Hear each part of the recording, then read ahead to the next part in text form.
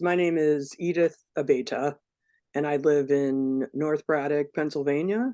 We've had some bad air quality days, but whenever the weather warms up, you want to go outside and then the air quality is bad. So where I live probably about a half a mile from US Steel's Edgar Thompson works. And so that is definitely the closest source of air quality harm, not only issues around air quality, but also it sits right on the banks of the Monongahela River.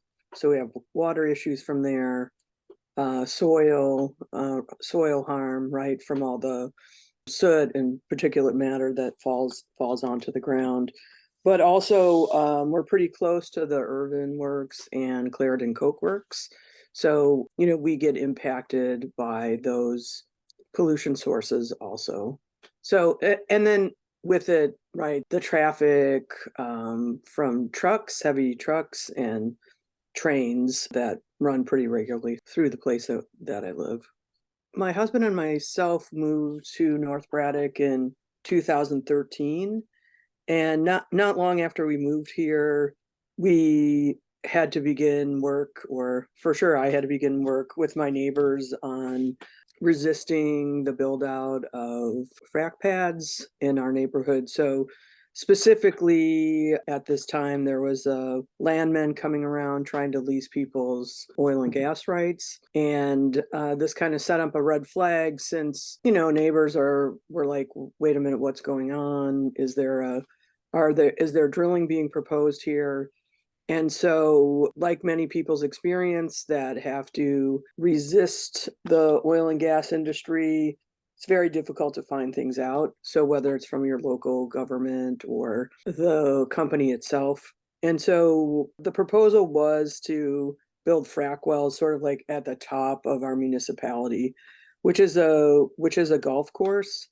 So really big open lands, and there are cemeteries that are attached to this land. So there was some large swaths of land, but nothing like in rural Southwest PA where people own farms, right? This is small lots, less than a quarter acre. So there's lots of leases that an oil and gas company would have to get in order to do this work. So, fortunately or unfortunately, it was the way I got to know some of my neighbors through this work. And, we had some success because the municipality was rewriting its zoning ordinances at the same time. And so being able to kind of change where industrial activities could go. So specifically, just allowing industrial activities to happen where Edgar Thompson is.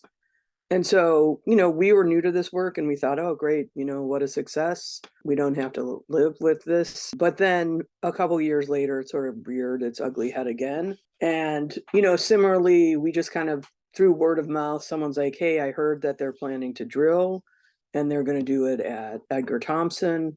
And so thus kind of began really a long-term resistance to having, up to 16 wells being placed at the steel mill. In total, we spent about 7.5 years working to resist the wells. And then in 2021, US Steel announced that they were going to cancel the leases that they had with the oil and gas company. And this was after zoning board hearings and litigation, and it had been appealed by the gas company, and we were getting ready to go to the county level in terms of litigation.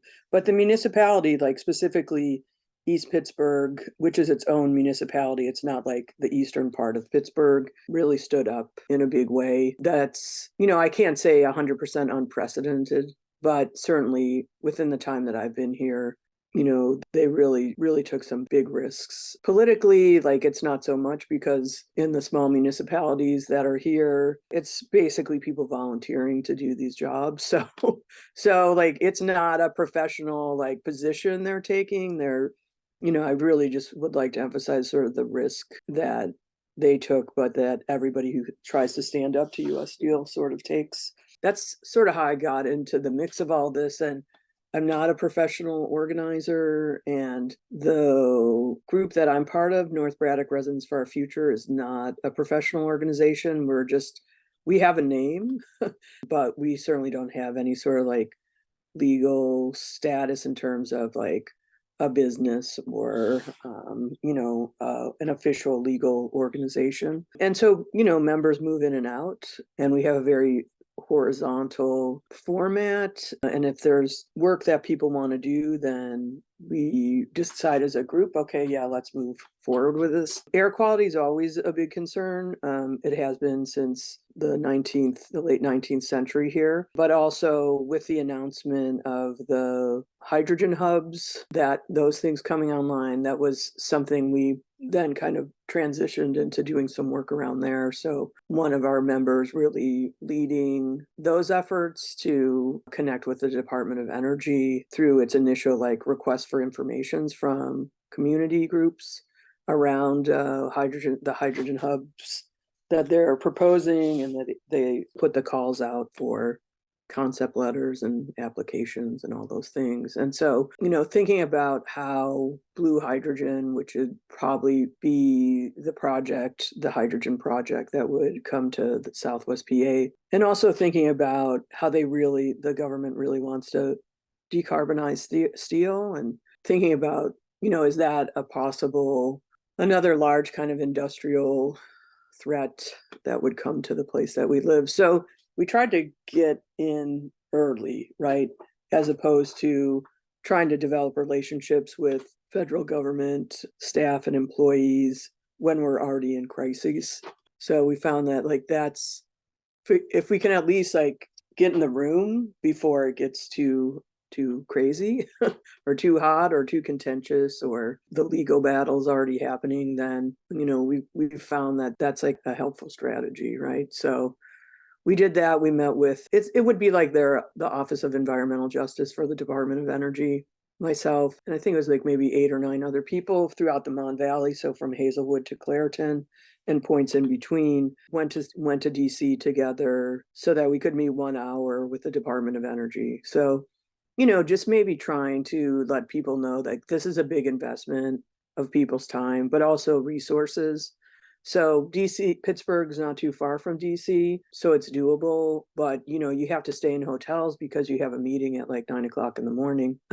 So I think it was actually 10, and then, hotel stays and food and gas and things like that. And so these are things that are, coming out of our own efforts to either raise funds in really humble ways, like having garage sales or getting donations directly from people, or just our own pockets. So yeah, financing this work as a fence-like community member, definitely can present some hardships. Fortunately, we have some pretty generous and thoughtful people that we're connected to, so they made donations to us. We have a little bit of a pot of money that we can work with, not like 5 or 10 digits or anything, but it's always good to be at the table, right? And it was really about just trying to establish a relationship and then share with the DOE, in particular, Dr. Shalonda Baker, who we'd asked to meet with, but there was other people there from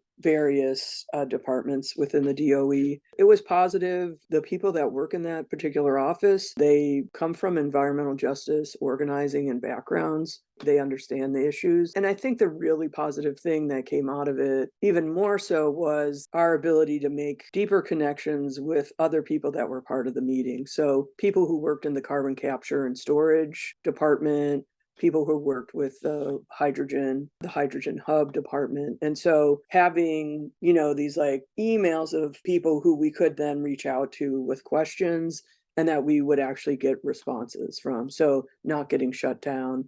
That meeting was helpful too for when the Clean Energy Ministerial came to Pittsburgh and hosting the steel tours, that a lot of the DOE was on those tours. And we had already had some rapport, right, and some relationship with some of the staff. Like, it requires an intersectional lens to think about it, right? So, and to understand where I live through the lenses of racism, redlining, disinvestment. I mean, very, right, like purposeful disinvestment, health inequity, food apartheid. Like, any sort of like justice topic is alive and, working its sort of detriment to the people that are here. One way I tried to start to describe it a little bit is that it is very dystopic, which is not to say, right, so the built environment is very dystopic. The economic and social and cultural climate is very unjust, but that's not to say that people that live here are perpetuating these injustices. I mean, certainly some of them are, but like if people wanted to think about like structural and systemic change, places like Braddock, North Braddock, East Pittsburgh, Rankin, Clairton, Glassport, this is like the sort of classic textbook versions of all those things coming together. But on the other hand, the valley and the region is incredibly beautiful. And so I think about in the 19th century, people coming to this place and like their vision for it is just like basically death and destruction, right?